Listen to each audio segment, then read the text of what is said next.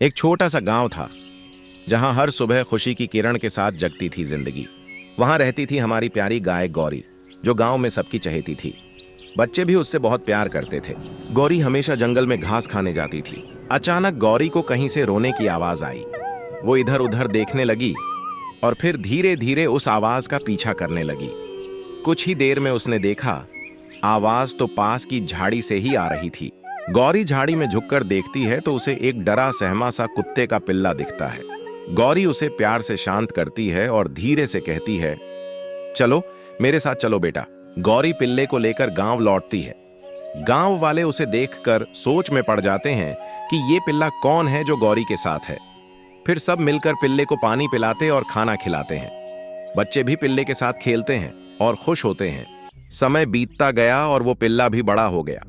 लेकिन अब गांव वाले थोड़े परेशान रहने लगे, क्योंकि वो पिल्ला बाकी कुत्तों से काफी बड़ा और अलग दिखने लगा था। गांव के बुजुर्ग पिल्ले को गौर से देखने के बाद कहते हैं, ये कुत्ते का नहीं, भेड़िए का बच्चा है। हमें इसे यहां से भगाना होगा, नहीं तो ये हमारे बच्चों और जानवरों के लिए खतरा बन सकता है। और क्या पता इसके साथ और भेड़िए भी गांव में घुस आएं। तभी सभी गांव वाले हाथों में डंडे लेकर पिल्ले की तरफ बढ़ते हैं। पिल्ला डरकर भागता नहीं, बल्कि दौड़कर गौरी के पास आ जाता है। लेकिन गौरी का मालिक उसे पिल्ले से अलग कर देता है। गांव वाले मिलकर पिल्ले को भगा देते हैं। वो डरा सहमा पिल्ला रोता हुआ जंगल की तरफ चला जाता है। गौरी रस्सी से बंधी हुई बस देखती रह जाती है। वो कुछ नहीं कर पाती और बस खामोशी से आंसू बहाती रहती है। 2 साल बीत जाते हैं, लेकिन गौरी अब पहले जैसी खुश नहीं रहती। वो हर रोज उसी रास्ते को देखती रहती है जहां से उसका पिल्ला गया था, मानो उसे अब भी उम्मीद हो कि वो कभी वापस आएगा। एक दिन आसमान में काले बादल छा गए और बिजली जोर जोर से कड़कने लगी। तभी एक आदमी जोर से चिल्लाता है, सब लोग अपने अपने जानवरों को घर ले जाओ, जंगल में शेर घुस आया है। ये सुनकर गौरी के घर वाले गांव वालों को बताते हैं, गौरी अभी तक जंगल में ही है। फिर सब गांव वाले मशालें लेकर जंगल में गौरी को ढूंढने निकल जाते हैं। गौरी जंगल के बीचों बीच खड़ी होती है। अचानक झाड़ियों के पीछे से 2 चमकती हुई आंखें उसे घूरती हैं। वो शेर की आंखें होती हैं। फिर झाड़ियों से निकलकर शेर जोर से दहाड़ता है। शेर की जोरदार दहाड़ सुनकर गौरी डर जाती है।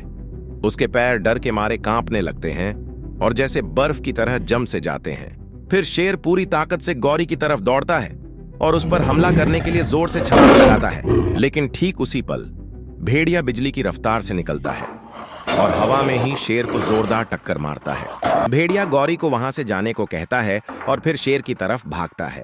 फिर शेर और भेड़िए के बीच लड़ाई होती है, लेकिन भेड़िया शेर की ताकत के आगे टिक नहीं पाता और एक ही वार में गिर जाता है। शेर भेड़िए को खत्म करने ही वाला होता है।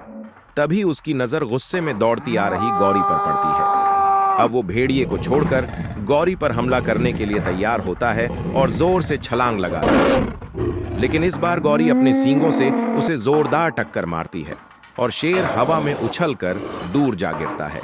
शेर देखता है कि गौरी बेहद गुस्से में है और दूसरा हमला करने को तैयार खड़ी है। तभी वहां गांव वाले मशालों के साथ पहुंच जाते हैं। शेर घायल हालत में उठता है और डर कर वहां से भाग जाता है। गौरी धीरे धीरे भेड़िए के पास जाती है। उसके घावों को अपने माथे से सहलाती है। ये ममता भरा मिलन देखकर गांव वाले भी भावुक हो जाते हैं और फिर वे सब मिलकर कहते हैं, हमें माफ कर दो, हमें तुम दोनों को अलग नहीं करना चाहिए था। और फिर भेड़िया गौरी और गांव वालों के साथ हंसी खुशी गांव में रहने लगता है और हमेशा वहीं रहता है।